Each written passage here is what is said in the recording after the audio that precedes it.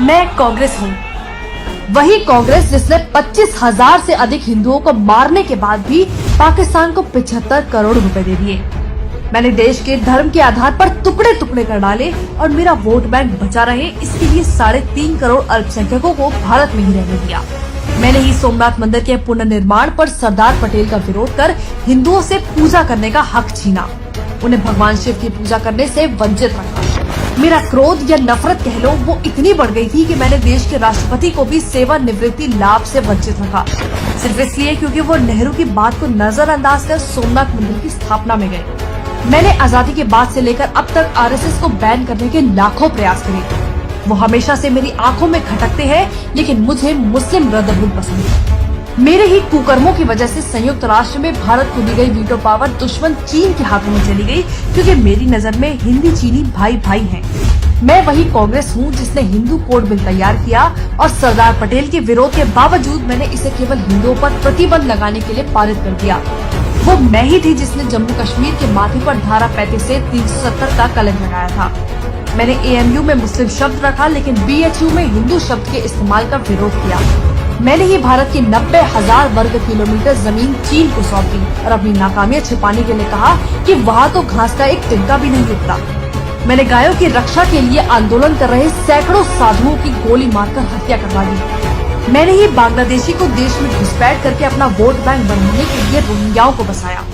मैंने न केवल हमारी सेना द्वारा जीते गए भारत के अहम हिस्से POK को वापस उपहार में दे दिया, बल्कि पाकिस्तान की जेलों में बंद हमारे 54 बहादुरों की परवाह किए बिना पकड़े गए पाकिस्तान के 93,000 सैनिकों को भी लौटा दिया, क्योंकि बुज़दिली तो मुझे मेरे बड़ों से विरासत में मिली है। देश की सेना का अपमान करना मेरी रग रग में है, इसलिए मैंने इंदिरा के हुक्म से इनकार करने वाले सेना प्रमुख सैम मानेकशॉ, जिसने पाकिस्तान पर जीत दिलवाई, उसका वेतन 32 साल तक नहीं दिया। मैं वही हूँ जिसने मुस्लिम पर्सनल लॉ बोर्ड बनाया, क्योंकि संविधान से चलना सिर्फ बाकियों पे लागू होता है, वोट बैंक पर नहीं। मैंने ही देश में आपातकाल लगाकर लोकतंत्र का गला घोटने की कोशिश की। वो मैं ही थी जिसने संविधान में धर्मनिरपेक्ष शब्द को डाला, लेकिन फिर भी हज सब्सिडी देने में कतराई नहीं, और आज भी उसका दुरुपयोग करने में मुझे कोई शर्म नहीं है। वो मैं ही थी जिसने 30,000 से ज्यादा सिखों को बेरहमी से कत्लेआम करवाया और उनके गुनहगारों को बचाए रखा। गरीबी हटाओ का नारा देकर देश को गरीब बना दिया और देश का सोना गिरवी रखवा दिया।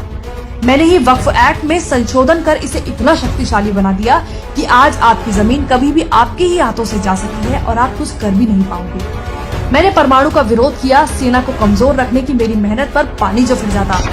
मैंने रिमोट कंट्रोल PM बनाया, उसकी आड़ में लाखों करोड़ों के घोटाले किए। देश में पाकिस्तानी आतंकियों ने 3 दिन तक कहर मचाया, लेकिन इल्जाम लगने से बचने के लिए मैंने RSS को अपना टारगेट बनाया और हिंदू आतंक को जन्म दिया। वो मैं ही थी जिसने देश से छिपकर चीन के साथ MOU साइन कर अपने ही देश की कमर में छुरा घोंपा था। मैंने ही कोर्ट में हलफनामा देकर कहा कि श्री राम काल्पनिक है और राम सेतु को तोड़ने की कोशिश की। मैंने वोट बैंक के लालच में हज पर 50% की सब्सिडी दी, पर अमरनाथ यात्रा पर 25,000 का टैक्स लगाकर सारा पैसा वसूल लिया। देश में महंगाई को 2 डिजिट में रखना ही मेरी खासियत थी। मैंने CAA पर लोगों को गुमराह कर उसका विरोध किया, जिससे देश की करोड़ों की सरकारी प्रॉपर्टी को नुकसान पहुंचा। मैंने सेना को राफेल ना मिले इसके लिए अंबानी को बदनाम किया। मुझे अपने अस्तित्व को बचाने के लिए चुनाव का ढोंग करना पड़ रहा है, क्योंकि कुछ लोगों को परिवारवाद पसंद नहीं। मैं कांग्रेस हूँ, मुझे नफरत है इस देश से, इस देश के हिंदुओं से।